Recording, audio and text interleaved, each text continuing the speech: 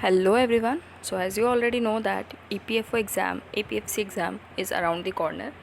So uh, it is on 2nd of July. We have already completed the previous year questions of reasoning and English. In this video we are going to cover PYQs of labor laws. So only 7 days are remaining. Let us do our last revision here. Look at the question number 1. Who is an adolescent as per the Factories Act 1948? So we are given with 4 options. Option A, who has completed 15 years but is less than 18 years. B, who is less than 18 years. C, who has completed 14 but is less than 18. D, who has completed 16 years but is less than 18. So basically you should know the basics of Factories Act, their definitions. Adolescent के definition के according option number A would be the correct answer. 15 years से 18 years तक. Let's look at the next question. What is the minimum number of members required for registration of a trade union? कितने minimum members होने चाहिए एक trade union form करने के लिए और उसके रजिस्ट्रेशन के लिए? 2, 3, 7, 10. The correct answer would be option number C, 7 members. Right, very basic question. अगर हमने एक बार भी पढ़ा है तो हमें आसानी से हो जाएगा and it will also save your time for doing maths and reasoning questions. Next question is, which of the following disputes are considered as trade disputes under the provisions of the Trade Union Act 1926? Any dispute of any person connected with employment, non-employment, conditions of labor. Select the correct answer using the code given below. Okay, so we are given 3 options: employment, non-employment, conditions of labor here. We have to find out how many of these are connected with the disputes or trade disputes. So all of them, employment, non-employment, conditions of labor, all the types of these disputes will be considered as trade disputes under Trade Union Act 1926. So the correct option would be 1, 2, 3 only. Okay, option number C. Let's look at the next question. What is the maximum amount of gratuity payable to the employees under the Payment of Gratuity Act 1972? कितना maximum gratuity payment किया जा सकता है under this act? A 5 lakhs, B 10 lakhs, C 15 lakhs, D 20 lakhs. So the correct answer would be 20 lakhs. Maximum gratuity 20 lakhs ही हो सकता है according to Payment of Gratuity Act 1972. Let's look at the another one. What is the maximum number of hours in a week that an adult worker is allowed to work for? Okay, this is one of the easiest question you can say. Option A 35 hours, option B 40 hours, C 45 hours, D 48 hours. Yes, the correct answer would be 48 hours. Okay, we are here with the next question. What is the maximum period in which the appropriate government shall review and revise the minimum rates of wages under the Minimum Wages Act 1948? I'm so sorry for the mistake. Let's correct it here. So there are 4 options: 2 years, 3 years, 4 years, 5 years. Government को कितने maximum period में minimum rates of wages revise और review करनी चाहिए? The maximum period is 5 years. Okay, so the correct option would be option number D, 5 years. Let's look at the another question. Which one of the following benefits can be combined under the State Employees State Insurance Act?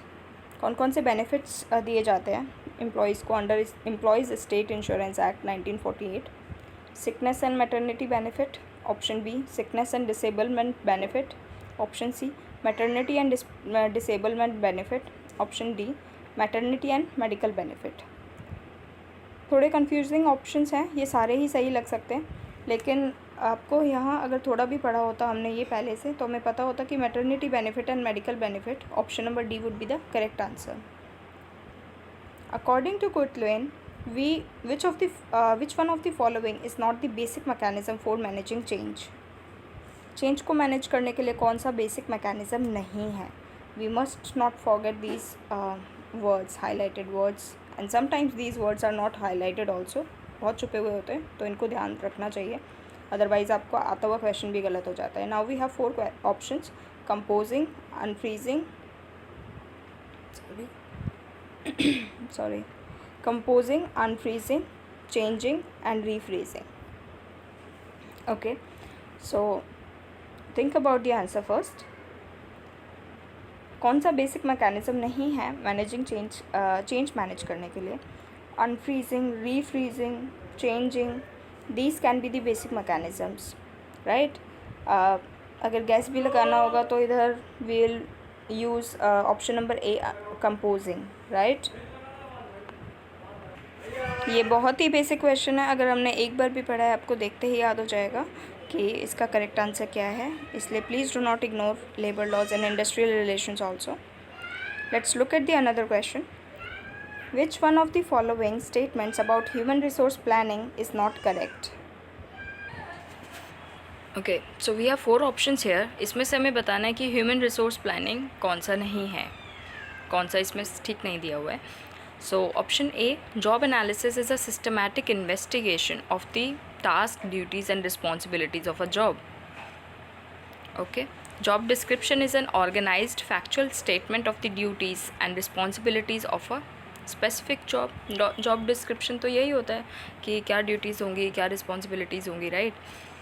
Option C, job evaluation is a systematic and orderly process of determining the job summary, job title and supervision and working conditions of the job. Okay, let us look at the next option. Job specification is a statement of the minimum acceptable human qualities necessary to perform a job properly. If you look at the option C, job evaluation is a systematic and orderly process of determining the job summary, job title, supervision and working condition of the job. We are evaluating something, so how can this be this, right? So here the correct answer would be incorrect answer would be option number D, incorrect option, right? So sorry, option number C.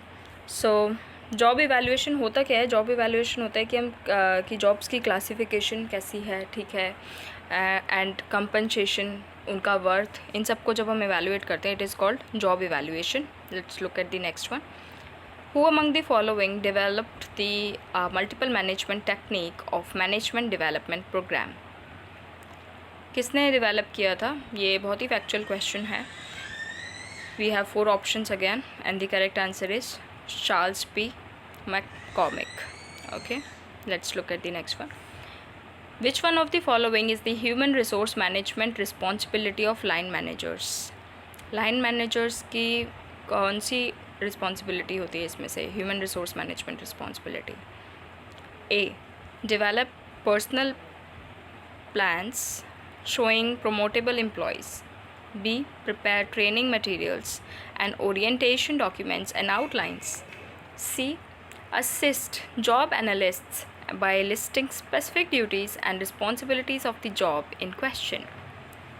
D, conduct of the job evaluation procedures aimed at determining relative worth of each job of the firm. So as we are talking about human resource management responsibility, the correct answer would be option number C, assist job analysts by listing specific duties and responsibilities of the job in question.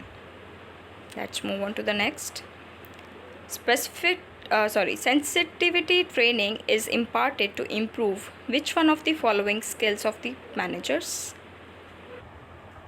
तो sensitivity training किस लिए दी जाती है managers को? उनकी कौन सी skill को इम्प्रूव करने के लिए दी जाती है? Option A, human relation skills. Option B, problem solving skills. C, time management skills. D, technical skill.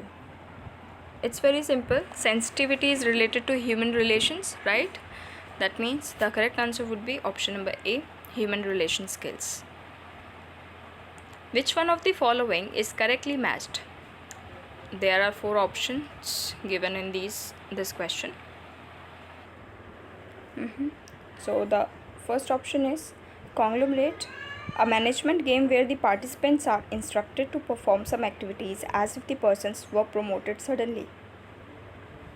B. In-basket exercise, a testing method based on measuring performance on actual basic job task.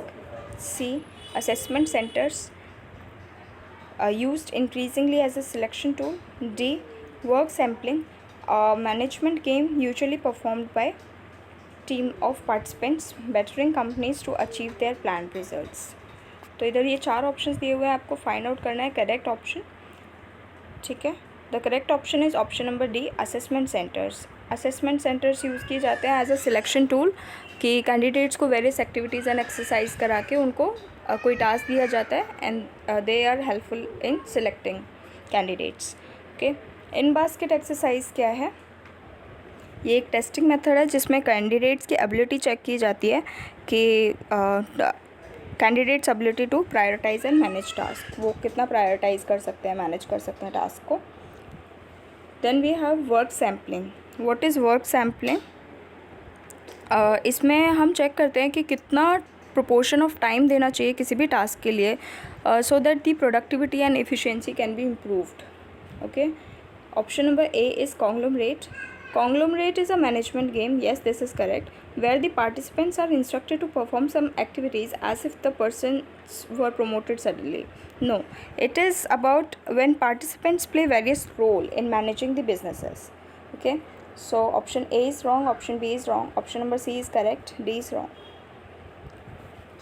Next question is, the concept of national floor level minimum wage was mooted and recommended by. There are 4 options. Let's try to find out the correct answer. Option A, First National Commission on Labour. B, Second National Commission on Labour. C, National Commission on Rural Labour. D, Committee on Fair Wages.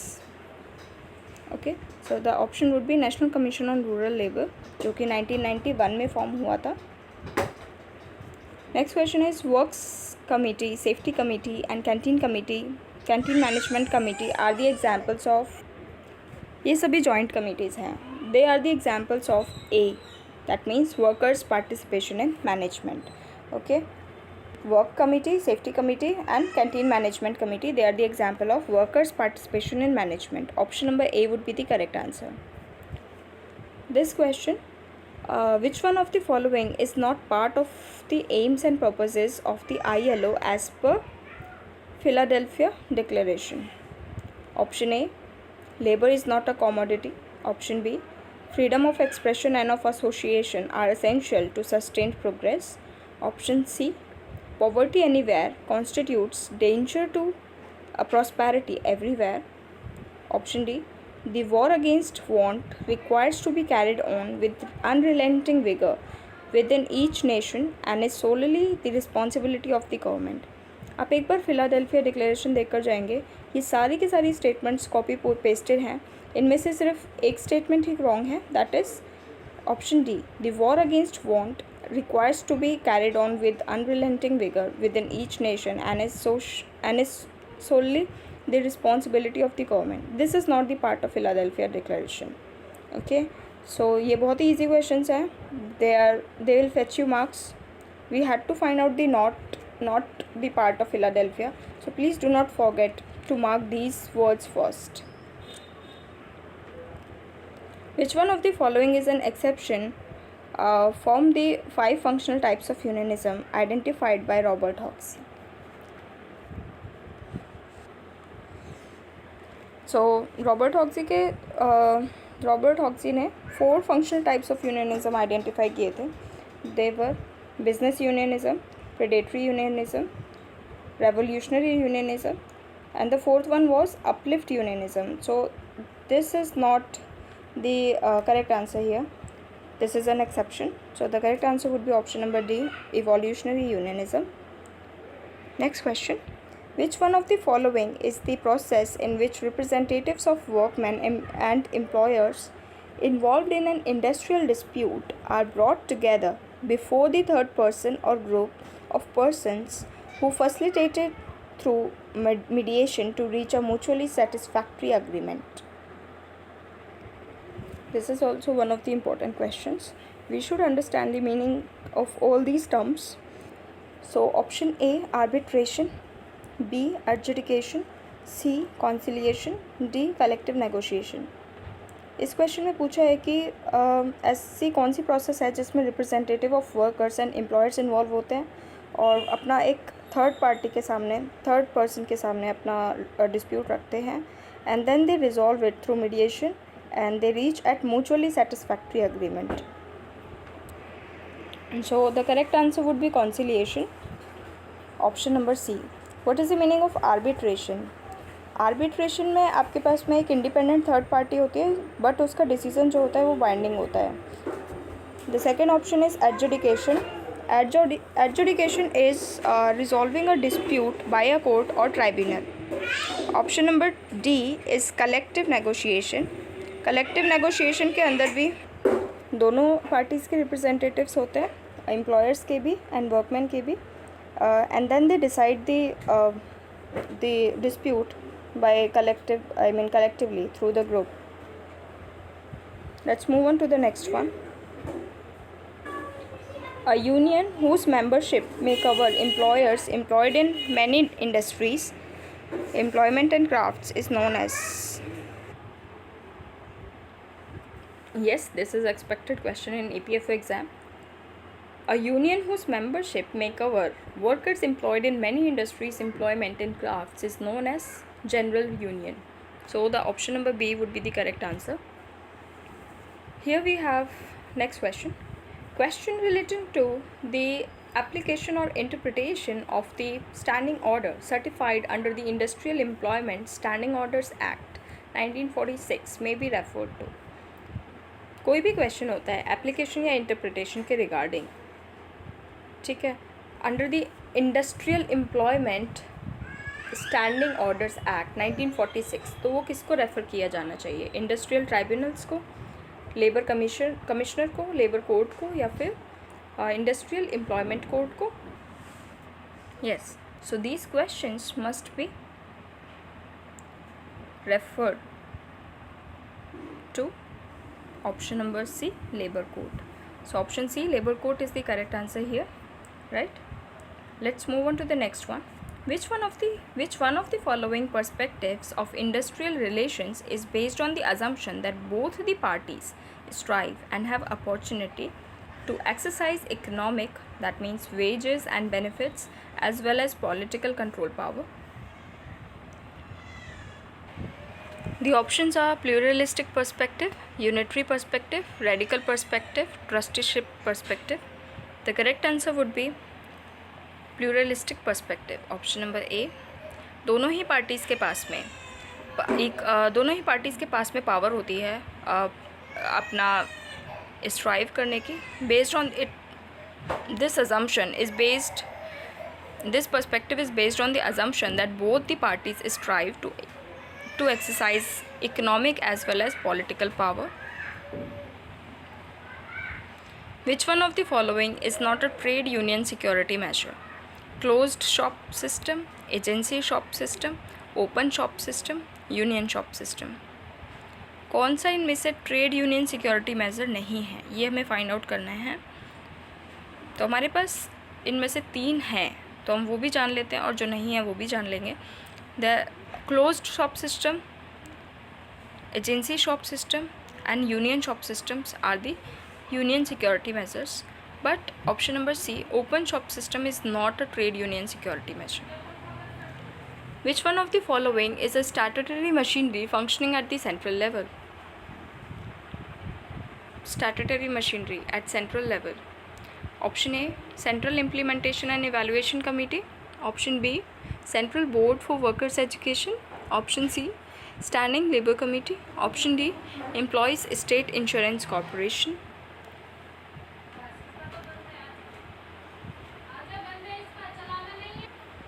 The correct answer would be option number D, Employees State Insurance Corporation.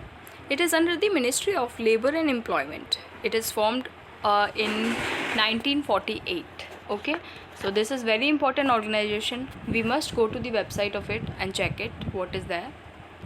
Which one of the following explains the citizen concept of labor? Option A, labor is largely regarded by the employers as operating organizations in the industry. Second, option number B, labor is affected by the law of demand and supply. Option number C, labor has a right to be consulted in regard to the terms and conditions under which they are supposed to work. Option D, labor is a cog in the machine. Citizen concept बताना है आपको labour का. Citizens के पास rights होते हैं. This can be guessed. Option number C would be the correct answer. Labour has a right to be consulted in regard to the terms and conditions under which they are suppose to work. So the correct option is option number C. Labour has a right to be consulted in this regard to the terms and conditions under which they are suppose to work. Easy question. If you have read it, you must have done it. Next question is, the assumption that man is selfish and self-centered and always tries to achieve his own ends even at the cost of others explains which theory of labor welfare? Option A, placating theory. Option B, police theory. Option C, religious theory. Option D, philanthropic theory. So the correct option is option B, police theory. इसमें आपके पास ये assumption कि man selfish होता है, self centred होता है and tries to achieve his own ends even at the cost of others. This is given in police theory. Okay. Next question is, doctor Aykroyd's formula is associated with the determination of fair wage, minimum wage, living wage, real wage. So the correct option would be minimum wage. Easy है, अगर हमने एक बार भी पढ़ा होता तो होता. The famous Gray approach in industrial relations in India espouses the cause of. Gray approach in industrial relations in India espouses the cause of adjudication, compulsory collective bargaining, conciliation, arbitration. It espouses the cause of arbitration, option number D, where the resolution is binding on both the parties. Okay. Atonement and investment are the two co-equal aspects of which one of the following labor welfare theory? Atonement or investment are co-equal aspects of the religious theory. So the option number D would be the correct answer here. The first Factories Act for India was enacted in the year 1948, 1881, 1911, 1891. So the correct option would be option number B, 1881, during the time of Lord Ripon. Which one of the following statements with regard to the provision of welfare officer is not correct? Welfare officer के बारे में क्या सही नहीं है ये बताना है हमें. हमारे पास 4 ऑप्शन दिए हुए हैं. Option A, this provision is given in the factories act 1948. B, this provision in case of mines and plantations is given in central rules of these 2 acts but not in the main acts. Option C, for factories and plantations this provision is applicable when 500 or more workers are employed. Option D, in mines this provision is made applicable when 500 or more workers are employed. We need to find the correct answer here.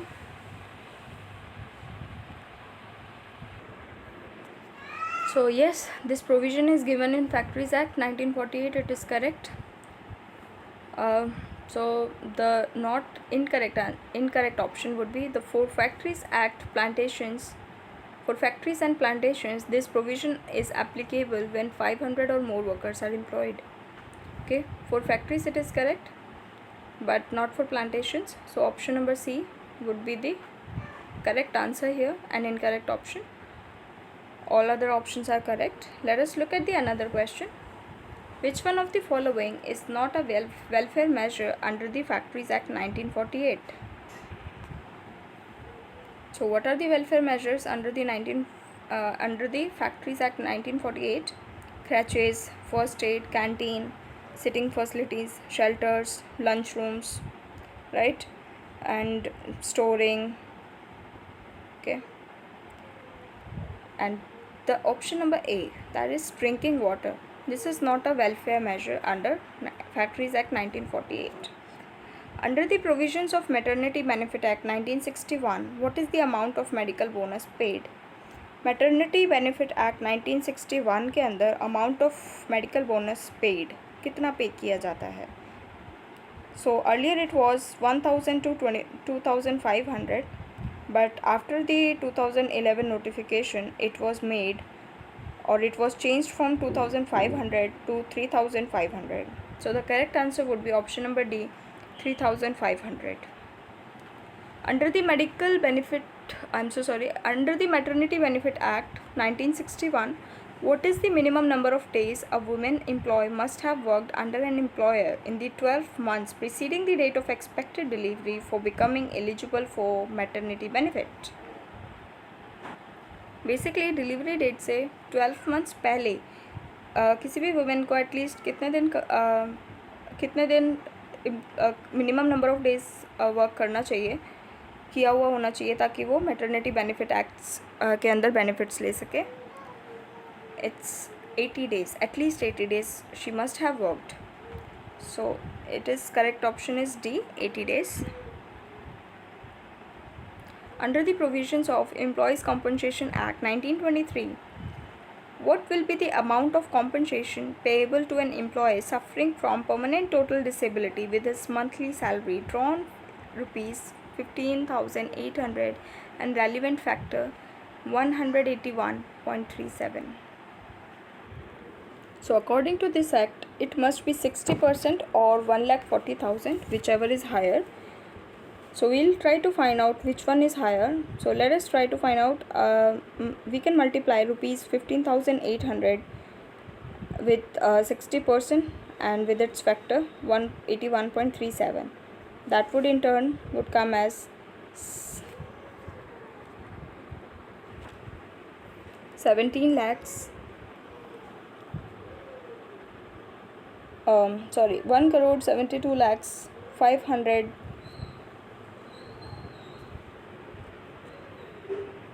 Oops, sorry again. It's 17 lakhs 20,576. So basically 1,40,000 rupees that must withdraw. Which among the following is not a dependent under provisions? Under the provisions of Employees Compensation Act 1923. So which among the following is not a dependent under provisions of Employees Compensation Act 1923? This act is really very important. बहुत सारे questions दिए हुए हैं इस act के, Employees Compensation Act 1923 के. इसके अंदर हमें बताना है कि इनमें से कौन सा डिपेंडेंट नहीं होता. ठीक है, तो basically the correct answer would be option number B. That would be the correct answer, an adult widowed sister. Okay, she would not be a dependent under this act. Who among the following is the ex officio chairman of the Medical Benefit Council constituted under the Employees Insurance Act 1948?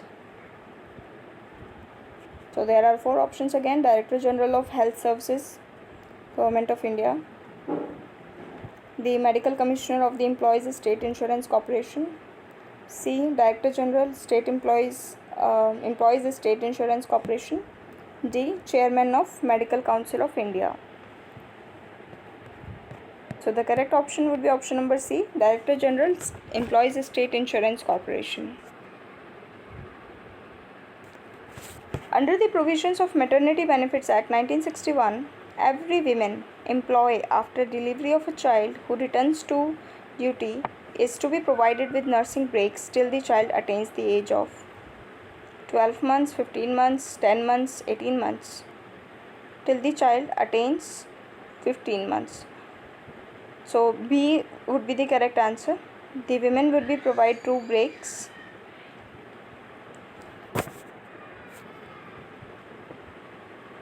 Which one of the following statements about industrial relations is not correct? Industrial relations have to be managed in the interest of maintaining a viable collaborative structure. Formulation of rules by consensus and their implementation are core to industrial relations. The pluralistic framework looks employee participation in industrial relations from a disintegrative perspective. The radicalists consider industrial relations in a distributive sense. So here the incorrect option, or you can say the correct answer, would be the pluralistic framework looks employee participation in industrial relations from a disintegrative perspective. जो pluralistic framework होता है वो participation seek करता है as integrative diverse interests. Okay, so all other options are correct, only option number C is not correct. Which one of the following is not a logic of industrial relations? इनमें से कौन सा logic नहीं है industrial relations का? सो कौन से logics हैं पहले वो देख लेते हैं. इंडस्ट्रियल पीस लॉजिक है, कंपटीशन लॉजिक है, and we have employment in income protection. This logic is also a logic of industrial relation. So only we are left with the logic of conflict. This is not a logic under industrial relations. So option number A would be the correct answer. What is a wildcat strike? A strike called by the workers with the support of union with notice to the employer. A strike called by a group of workers on the spur of the movement without any formal notice to the employer and consent from the union. Strike called by the union without resorting to a strike ballot. Strike called by non-unionized workers even if notice is given to the employer. So the correct answer would be option number B. That is strike called by the workers without any formal notice to the employer and consent from the union. Wildcat name से थोड़ा बहुत guess किया जा सकता है. Okay, so this is all for today. We'll be coming with the next video. Thanks for watching. Let's meet you in the next video. Bye bye.